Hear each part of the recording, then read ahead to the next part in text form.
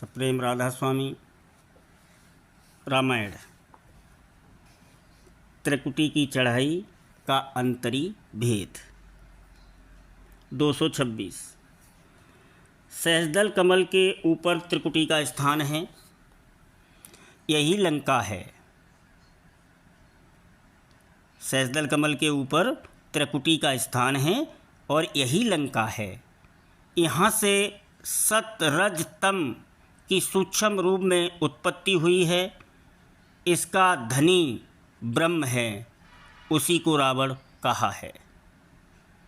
227।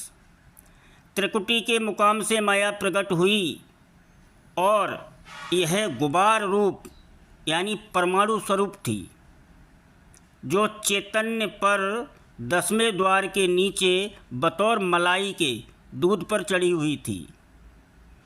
जब निरंजन और आध्या यानी ज्योति की धारें इस मुकाम पर आईं, तब वह तह अलहदा की गई और यह गुबार यानी परमाणु स्वरूप होकर फैली और इन तीनों की मिलोनी से निहायत सूक्ष्म धारें 3 गुण सतरजतम की त्रिकुटी से प्रकट हुई।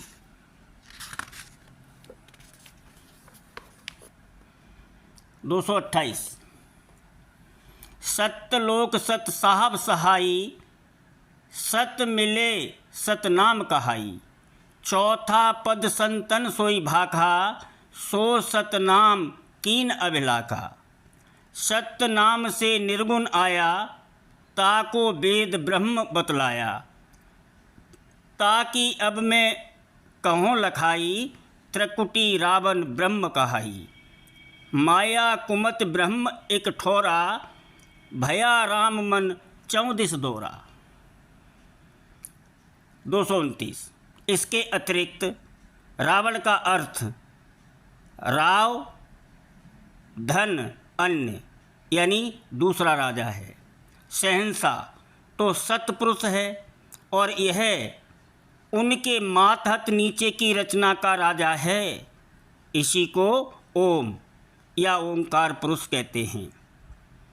त्रिकुटी ब्रह्म का स्थान है। इसी स्थान से चारों वेदों की उत्पत्ति हुई है। जीव पर जो कर्म चढ़े हुए हैं, उनके भुगतने का प्रबंध इसी स्थान से हुआ है।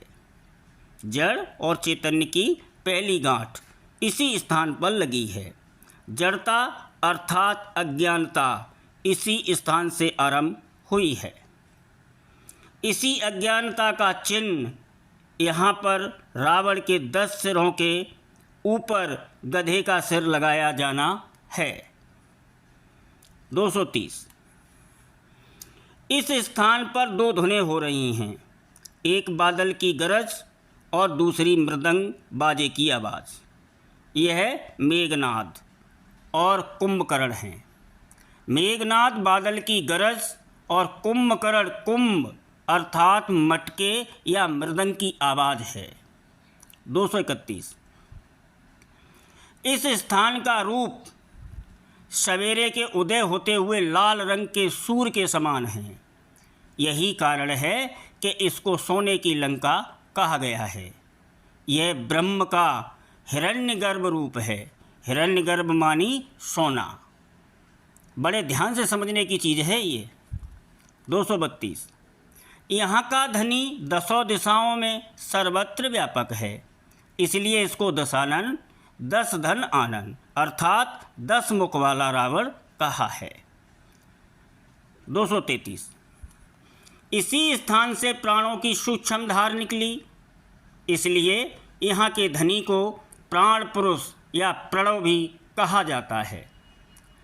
प्राणायाम के अभ्यासियों का यही इष्ट है और इस जगह उनका अभ्यास समाप्त होता है। 234।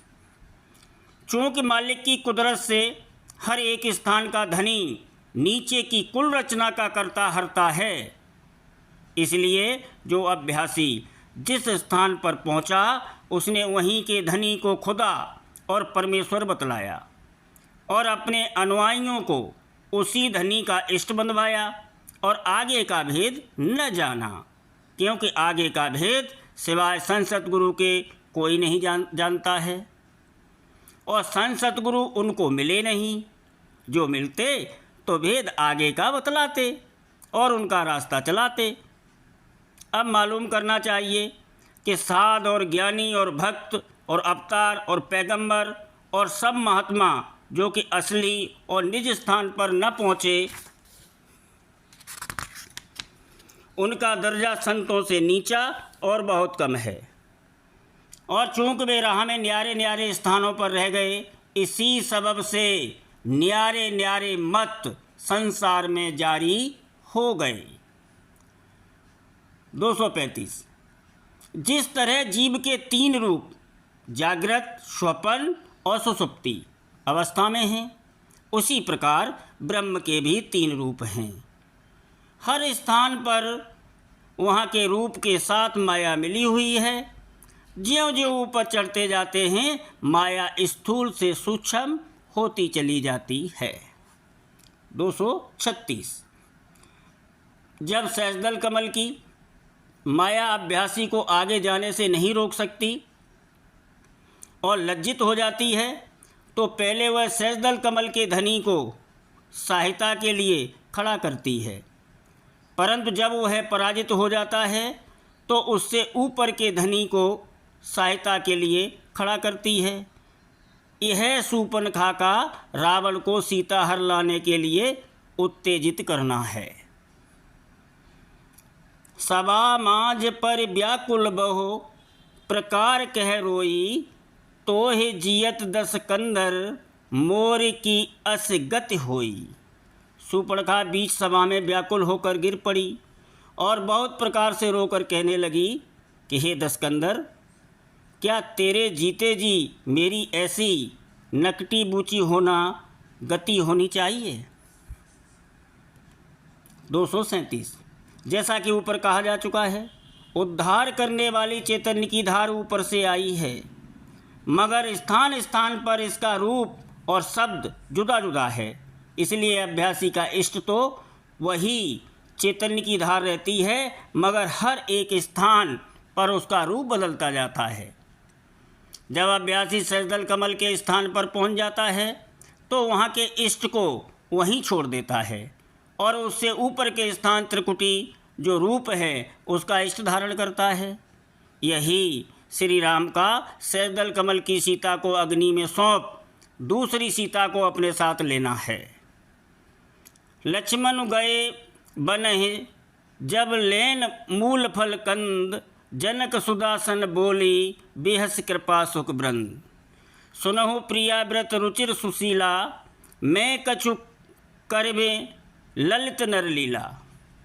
तुम्हें पावक महु करहूँ निवासा, जो लग करहूँ निशाचर नासा।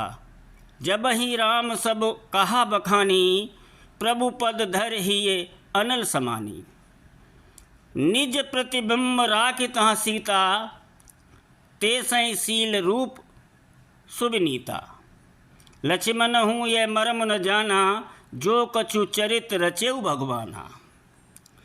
जब लक्ष्मण मूल फल कंद लेने के लिए वन में गए, तब श्री राम सीता से बोले कि मैं जब तक राक्षसों का नाश करूं, तब तक तुम अग्नि में निवास करो।